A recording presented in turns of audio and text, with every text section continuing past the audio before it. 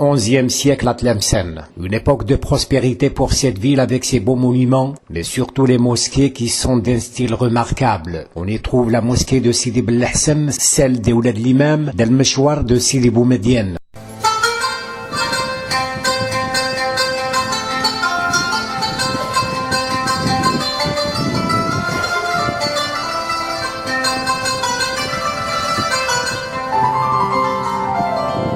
Plus loin à l'ouest, sur le territoire des Bénisnous, on y trouve aussi la mosquée de la vieille cité de Tefsra, habitée il y a des siècles par des troglodytes. Cette mosquée, dont l'histoire exacte de sa construction n'a pas été déterminée, a vu le passage de plusieurs religions, dont le christianisme et le judaïsme. La mosquée était une église avant d'être transformée en mosquée dès l'avènement de l'islam. Elle daterait dès le XIe ou le XIIe siècle. Écoutons l'archéologue Chenouf Ibrahim. Cette mosquée qui se trouve dans des villages d'Azayel et Tefsra, cette mosquée est très importante de par non seulement de son architecture, qui est toute simple d'ailleurs, mais surtout le décor que comporte le mur de la Qibla et le mur d'en face. Nous avons donc deux murs qui nous offrent un ornement à la fois énigmatique, curieux et très intéressant. Dans la mesure où, sur le mur de la Qibla, autour du mihrab, nous avons des inscriptions et des motifs, des inscriptions arabes dorées avec de la dorure. C'est des inscriptions en arabe avec du koufik, qui, à mon sens, est très vieux, ce qui dénote de l'ancienneté de cette mosquée.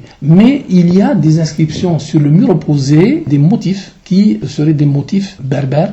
Et selon le dire de certains, cette mosquée, avant qu'elle ne devienne mosquée, était un temple peut-être païen avant de devenir un temple chrétien.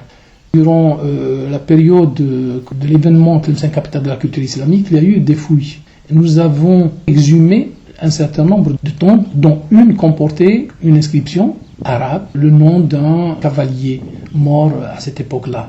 Cette inscription, cette épitaphe, justement, nous permet de la remonter à la période médiévale. À Tlemcen, faut-il le noter, les mosquées zéanides et mérinides et leurs minarets ne se trouvent qu'à Tlemcen, qui était autrefois la capitale du Maghreb central. Tlemcen est une ville pas tout à fait comme les autres. Les témoins et vestiges du passé y sont légion, tant à l'intérieur de la cité qu'aux alentours.